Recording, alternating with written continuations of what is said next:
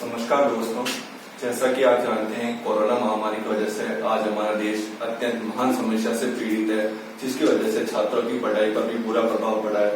तो आज कुछ अमर शिक्षण संस्थान के द्वारा आरंभ की गई ऑनलाइन कक्षाओं में आपका हार्दिक स्वागत है। आज हमारे अंग्रेजी विषय का पहला टॉपिक है इनडायरेक्ट स्पीच।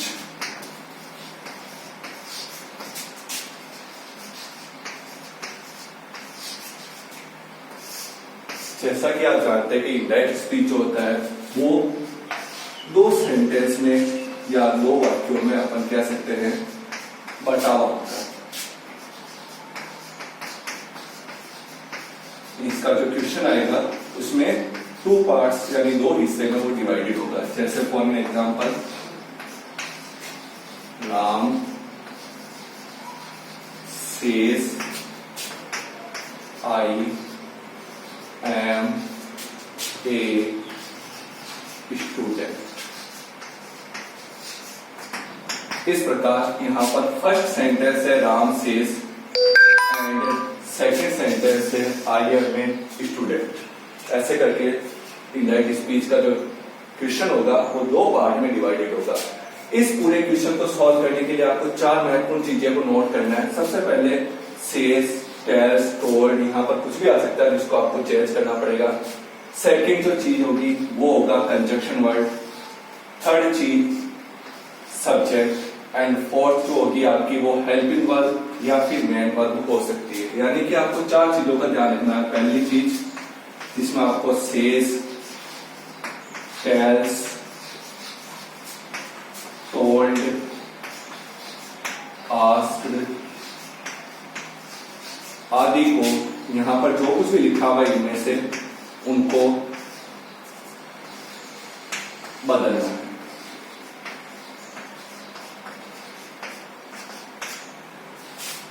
दूसरे नंबर पर आपको ध्यान रखना है कंजंक्शन वर्ड। कंजंक्शन वर्ड जिसका हिंदी अर्थ है योजक चिन्ह, जिसको आपने सेकंड नंबर पर सेलेक्ट किया है। कंजंक्शन वर्ड यानी योजक चिन्ह, इसको चेंज करना आपको।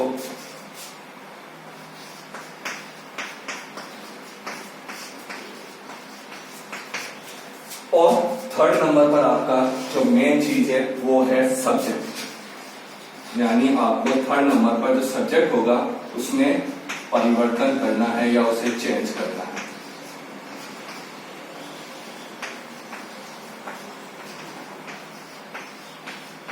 और जो मेन चीज है फोर्थ, जिसमें आपको हेल्पिंग वर्ब या फिर मेन वर्ब को बदलना या चेंज करना है। तो आपको मुख्य रूप से इन चारों चीजों के ऊपर ध्यान रखना है। पहली चीज जो होगी सेज, इसकी जगह टेल्स भी लिखा हुआ मिल सकता है आपको, टोल्ड भी मिल सकता है, आस्क भी मिल सकता है। जो कुछ भी मिले उनको आपको बदलना है फर्स्ट नंबर पे। सेकंड नंबर जो है वो है कंजंक्शन वर्ड, जिसको अपन हिंदी में कह सकते हैं योजक चिन्ह, यानी योजक चिन्ह लगाना आपको सेकंड नंबर पे।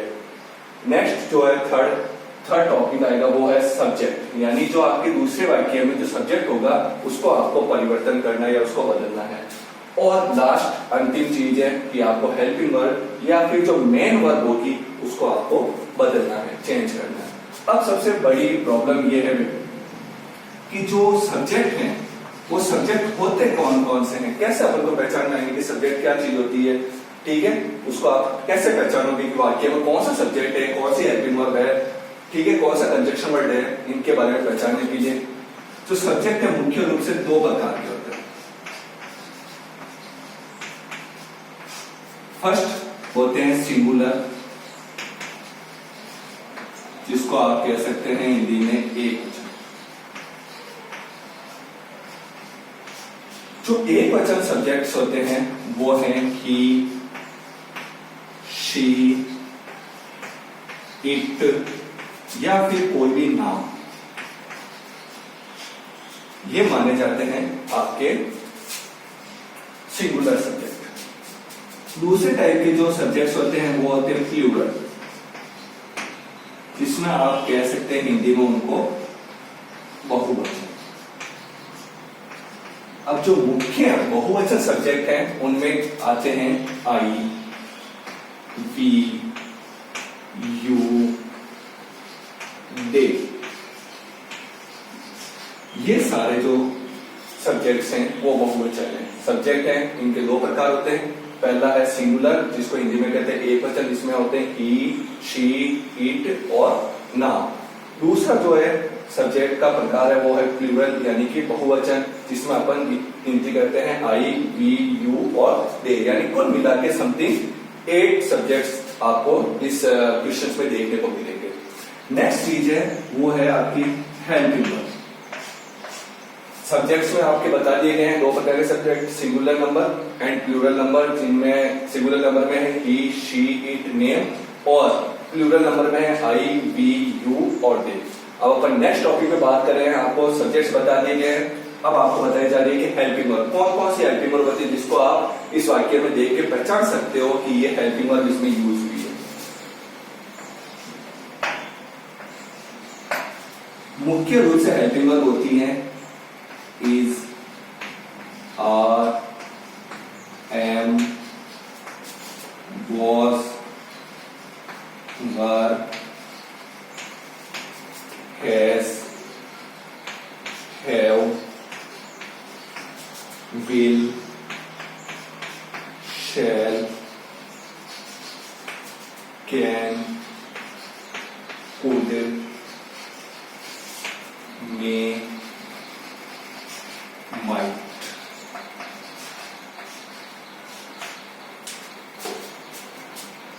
Do, does and did। इसके अतिरिक्त भी बहुत सारी हेल्पिंग वर्ब आपको देखने को मिलती है। मुख्य रूप से जो मैं हेल्पिंग वर्ब्स होती है मैंने आपके सामने लिख दी है, जिसमें is, are, am, was, were, has, have, will, shall, can, could, may, might, do, does और डिड है। इसमें आपको मेन चीज ध्यान रखनी जो कि will, shall, can, could, may, might, ये हेल्पिंग वर्ब भी कही जाती है और इनके साथ साथ इनको मॉडल के नाम से भी संबोधित किया जाता है। इनको मॉडल्स भी माना जाता है। Will, shall, can, could, may, might, could, would, ये सारे हेल्पिंग वर्ब होने के साथ साथ इनको मॉडल की श्रेणी में भी रखा जाता है। अब आपके थर्ड जो मेन चीज है, आपको सब्जेक्ट बता दिए गए। सब्जेक्ट्स दो प्रकार के, सिंगुलर एंड प्लूरल। सिंगुलर में he, she, it, name, plural में I, we, you and they. उसके साथ ही आपको दूसरी चीज बता दी गई हेल्पिंग वर्ब, जिसमें is, are, am, was, were, has, have, will, shall, can, could, may, might, do, does and did. इन सारी हेल्पिंग वर्ब को इसमें शामिल किया गया है। अगला जो है वो है आपके कंजक्शन वर्ड, जिसका आपको हिंदी अर्थ बताया गया है योजक चिन्ह। इसमें आपको मुख्य रूप से जो योजक चिन्ह है वो 3 योजक चिन्हों का ध्यान में रखना है। पहला योजक चिन्ह है इफ, दूसरा योजक चिन्ह दैट एंड तीसरा योजक चिन्ह है वो है क्वेश्चन वर्ड। क्वेश्चन वर्ड का मतलब है कि आप इसमें कोई से भी योजक चिन्ह जो कि WH वर्ड से शुरू हो, जैसे कि वो, what, when, why, which, etc. ये सारे जो वर्ड्स हैं वो क्वेश्चन वर्ड कहे जाते हैं। जो वर्ड या जो स्पेलिंग आप कह सकते हो कि WH वर्ड से शुरू हो, WHO, who, WHAT, what, WHEN, when, WHYY, WHICH, which। तो ये सारे जो वर्ड्स हैं वो कहे जाते हैं क्वेश्चन वर्ड। और ये क्वेश्चन वर्ड, दैट और इफ, इन तीनों को योजक चिन्ह यानी कि कंजक्शन वर्ड में शामिल किया जाता है। यानी कंजक्शन वर्ड में आपको मुख्य रूप से 3 कंजक्शन वर्ड यूज करने हैं, जिसमें इफ, दैट और तीसरा जो है क्वेश्चन वर्ड। जिस क्वेश्चन वर्ड में किस किस को शामिल किया जाता है, who, what, when, why and which, इन सारे योजक चिन्ह का उपयोग किया जाता है। इसी प्रकार आपको सारी चीजें बता दी गई बेटा। सबसे पहले Ram says I am a student, तो इसमें आपको 4 चीजें मुख्य रूप से सिलेक्ट करनी थी। पहली चीज सेज, जिसमें सेज भी लिखा हुआ मिल सकता है अपन को, टेल्स भी मिल सकता है, टोल्ड, आस्क्ड, कुछ भी लिखा हुआ मिल सकता है, उसको अपन को बदलना है। दूसरी मुख्य चीज है वो है कंजक्शन वर्ड। दूसरे नंबर पर है कंजक्शन वर्ड, जिसको हिंदी में कहते हैं योजक चिन्ह लगानी। योजक चिन्ह कौन कौन से हैं, if, that and question word. Question word में आप शामिल कर सकते हो who, what, when, why and which. Third जो इंपॉर्टेंट है वो है सब्जेक्ट। थर्ड नंबर पे आपको चुनना है सब्जेक्ट। सब्जेक्ट्स आपको दो टाइप के बताए हैं, सिंगुलर एंड प्लूरल। सिंगुलर में आएंगे he, she, it, name, and plural में आएंगे आई, वी, यू और दे। फोर्थ नंबर पर आपको सेलेक्ट करना है, वो हेल्पिंग वर्ब भी हो सकती है या फिर मेन वर्ब भी हो सकती है। उनको आपको क्या करना है, चेंज करना है, बदलना है। मुख्य रूप से जो हेल्पिंग वर्ब है वो है इज, आर, एम, वॉज और has, will, shall, can, could, may, might, do, does, did आदि। ये सारी आपकी हेल्पिंग वर्ब है। इन सारी चीजों को आपको ध्यान में रखते हुए इस प्रश्न को सॉल्व करने की कोशिश करनी है।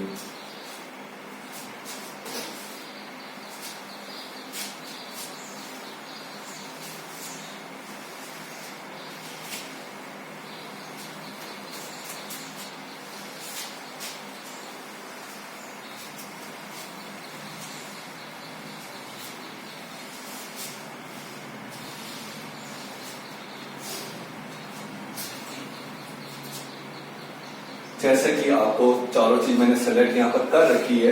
पहली चीज आपको सेलेक्ट करनी है, इसमें सेज, टेल्स, टोल्ड, आस्क कुछ भी लिखा हुआ मिल जाए आपको, सबसे पहला नंबर उसी को सेलेक्ट करना आपको। सेकंड नंबर पे जो दोनों लाइन है उनके बीच में जो गैप है उस पे आपको कंजक्शन वर्ड का यूज करना है, जिसको आपको 2 नंबर से अंकित करना है। जो तीसरी चीज है वो है सब्जेक्ट, जिसको अपन ने तीसरे नंबर से मार्क किया है। और जो चौथी चीज है वो है हेल्पिंग वर्ब, जो आपको हेल्पिंग वर्ब लिखाई गई थी उसमें से आप ढूंढ ले, इज, आर, एम, वॉज, वर, उसमें से ये हेल्पिंग वर्ब आई है एम। और मैंने जो आपको सब्जेक्ट्स बताए थे जिसमें सिंगुलर एंड प्लूरल सब्जेक्ट, जिसमें से प्लूरल में लिखा हुआ था आई, वी, यू, दे, यानी ये सब्जेक्ट है, और इज, आर, एम, वॉज और ये सब क्या होती है, हेल्पिंग वर्ब। तो इसमें अपने इसको 4 नंबर से मार्क कर दिया। और सब्जेक्ट को अपन तीसरे नंबर पे चुनते हैं, कंजक्शन वर्ड को दूसरे नंबर पे चुनते हैं, सेज, टेल्स, आस्क कुछ भी आ जाए उसको पहले नंबर पे चुनते हैं। इन चारों चीजों को सिलेक्ट कर लिया गया। अब आपको एक रूल लिखना है, रूल नंबर 1, जिसके अनुसार यदि आपको किसी वाक्य में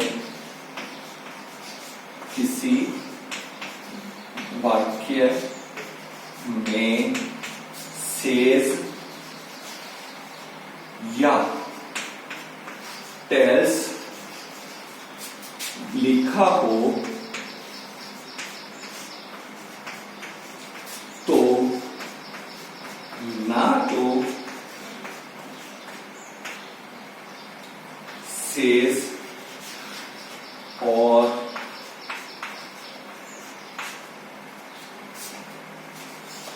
टेल्स को बदलना है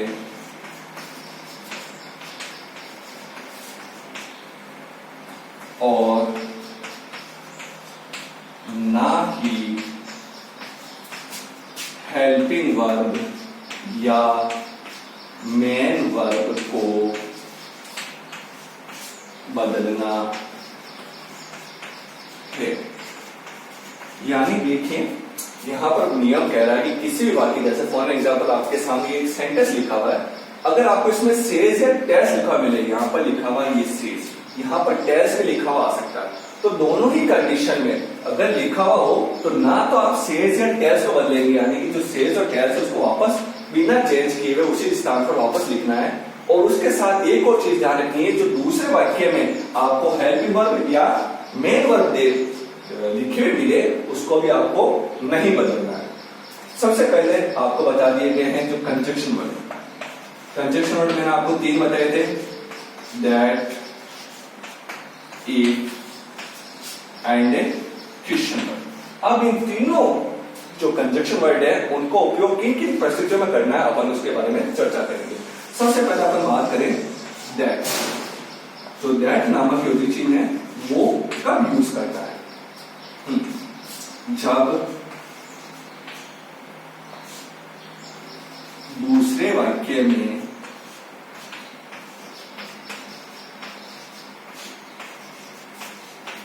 सबसे पहले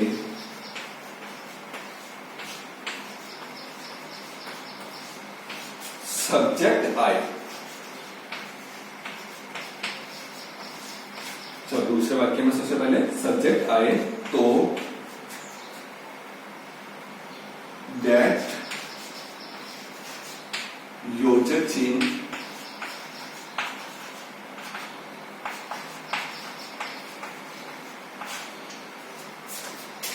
का उपयोग करना है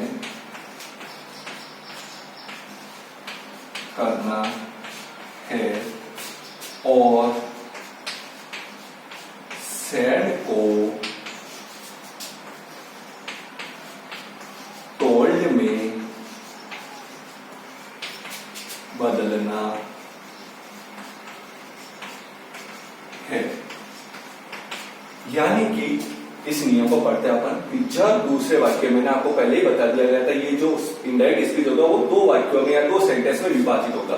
तो इसमें जो दूसरा वाक्य शुरू हो रहा है आई से, यहाँ पर कहा जा रहा है कि दूसरे वाक्य में सबसे पहले स्टार्टिंग में यदि आपको सब्जेक्ट मिले, यहाँ पर लिखा हुआ आई एक प्लूरल सब्जेक्ट है, यानी कि ये सब्जेक्ट मिल चुका है आपको। इसके आने पर आपको जो योजक चिन्ह यानी दूसरे नंबर पर है, योजक चिन्ह कौन सा यूज करना है? दैट योजक चिन्ह यूज करना है। किस नंबर पर? दूसरे नंबर पर। और जो सेड है, यहाँ पर सेज भी लिखा हुआ हो सकता है, says, tell, said, ask, told, कुछ भी लिखा हुआ मिले तो आपको उसको किस में बदलना है? टोल्ड में बदलना है। यानी कि आपको दो चीजें समझ में आ गई होगी, सेज है उसको तो बदलना पड़ेगा आपको टोल्ड में, और योजक चिन्ह यानी दूसरे नंबर पर जो योजक चिन्ह लगाना है वो लगेगा दैट। क्यों लगेगा? क्योंकि यहाँ पर दूसरे वाक्य में आपको सबसे पहले मिल रहा है आई, और आई क्या है? सब्जेक्ट होने की वजह से सेज को बदलना है टोल्ड में, और योजक चिन्ह लगेगा वो लगेगा दैट। नेक्स्ट आपका है दूसरा योजक चिन्ह, वो है इफ। इफ इन प्रेसिडेंट में यूज करना है जब दूसरे वाक्य में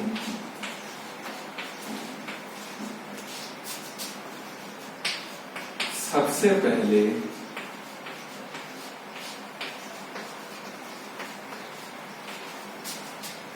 हेल्पिंग वर्ब आए तो योजक चिन्ह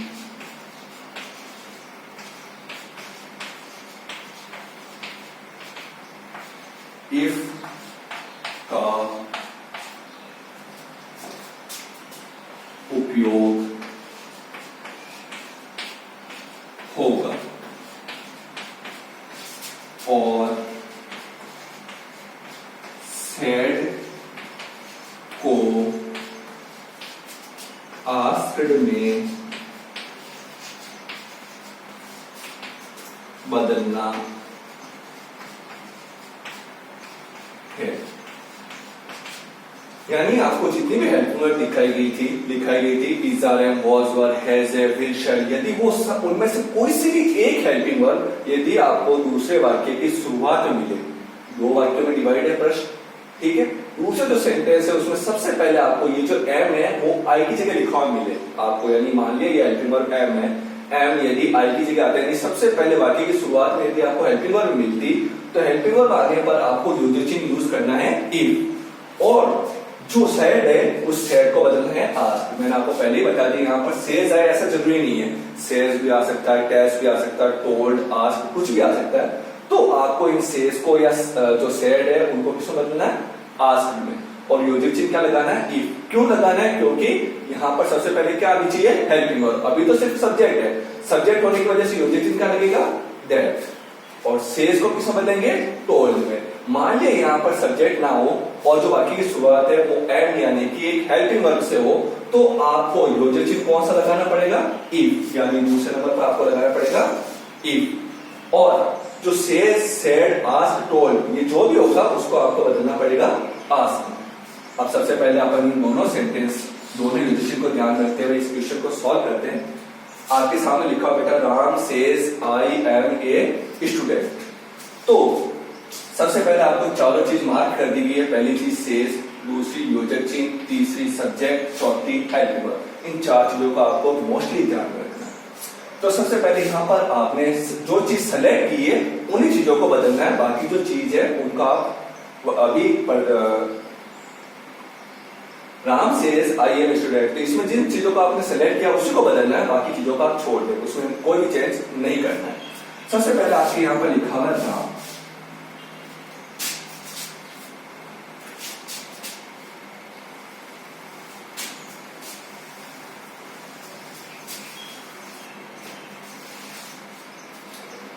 सबसे पहले है आपके राम, तो यहाँ पर अपन ने लिख दिया राम।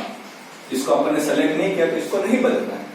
सबसे पहले अपन ने जो मार्क किया है या सेलेक्ट किया है वो है सेज। अभी आपको इसी जगह पर एक रूल लिखा हुआ मिला था, सबसे पहला रूल जो लिखा था कि यदि किसी वाक्य में सेज या टेल्स आए तो सेज या टेल्स को भी नहीं बदलना है, और जो दूसरा वाक्य आएगा उसकी हेल्पिंग वर्ब और वर्ब को भी, या हेल्पिंग वर्ब या मेन वर्ब आए उसको भी नहीं बदलना। वापस रिपीट कर रहा हूँ, आपकी इसी जगह पर एक रूल्स लिखा हुआ था, रूल नंबर 1 था, जिसके अंतर्गत ये कहा गया था कि यदि आपको किसी वाक्य में सेज या टेल्स लिखा हुआ मिलता है तो ना तो सेज या टेल्स बदलेगा और ना ही दूसरे वाक्य में जो हेल्पिंग वर्ब लिखी हुई मिले या फिर मेन वर्ब लिखी हुई मिले उसमें कोई बदलाव नहीं होगा। तो यानी आपको सेज को बिना परिवर्तन के वापस सेम टू सेम लिखना है। आपने पहली चीज उसको सॉल्व कर दी, सेज को बदलना था, लेकिन आपकी जो रूल है रूल के अकॉर्डिंग मना कर दिया गया था कि सेज को भी नहीं बदलना है और हेल्पिंग वर्ब या मेन वर्ब आए उसको भी नहीं बदलना, तो अपन इसको बिना किसी परिवर्तन के वापस लिख दिया। फर्स्ट चीज आपकी सॉल्व हो चुकी है। अब सेकंड है, वो है आपका सेकंड नंबर का, आपको मैंने बताया था वो था कंजक्शन वर्ड। सेकंड नंबर अपन किसको देते हैं? कंजक्शन वर्ड को। कंजक्शन वर्ड आपको मैंने 3 बताए थे, that, if and question word. तो यहाँ पर सबसे पहले अपन देखते हैं, यहाँ पर लिखा हुआ दूसरे वाक्य में सबसे पहले आई होता है सब्जेक्ट, प्लूरल सब्जेक्ट। अब दैट है, दैट के लिए अपन पढ़ते हैं जब दूसरे वाक्य में सबसे पहले सब्जेक्ट आए, सब्जेक्ट आई एक सब्जेक्ट है, आए तो दैट योजक लगाना है, यानी आई आने पर दूसरे नंबर का आपकी योजक कौन सा लगाना है? दैट नामक जो योजक लगेगा। क्यों लगेगा? क्योंकि सबसे पहले यहां पर आया है सब्जेक्ट, सब्जेक्ट आए तो दैट योजक लगाना है। और सेड को टोल्ड में बदलना है। सेड या सेज या जो भी आता है यहाँ पर उसको बदलना था टोल्ड में, लेकिन सेज का नियम क्या कहता है कि सेज या टेल्स आने पर आपको सेज या टेल्स को नहीं बदलना है। इस वजह से अपन सेड को टोल्ड में नहीं बदल रहे हैं, यहाँ पर इसको नहीं बदल रहे। क्यों नहीं बदल रहे? क्योंकि सेज और टेल्स का नियम कहता है कि ना तो सेज और टेल्स को बदला जा सकता है, ना ही दूसरे वाक्य की जो हेल्पिंग वर्ब या मेन वर्ब होगी आप उसको बदल सकते हो। तो यहाँ पर अपनी 2 चीज सॉल्व हो चुकी है। सेज है उसको अपन ने बिना परिवर्तन के वापस लिख दिया। योजक चिन्ह है वो दैट यूज किया। क्यों यूज किया? क्योंकि सबसे पहले यहाँ पर लिखा हुआ मिला हमें आई, जो कि एक सब्जेक्ट था, प्लूरल सब्जेक्ट था। अब अपन को थर्ड नंबर जो है उसको सॉल्व करना है, यानी कि सब्जेक्ट। अब आपको बता दिया जाता है कि सब्जेक्ट को सॉल्व कैसे करना है। सब्जेक्ट को सॉल्व करने के लिए आपको साधारण सी बात ध्यान में रखनी है आपको। यदि आपको सब्जेक्ट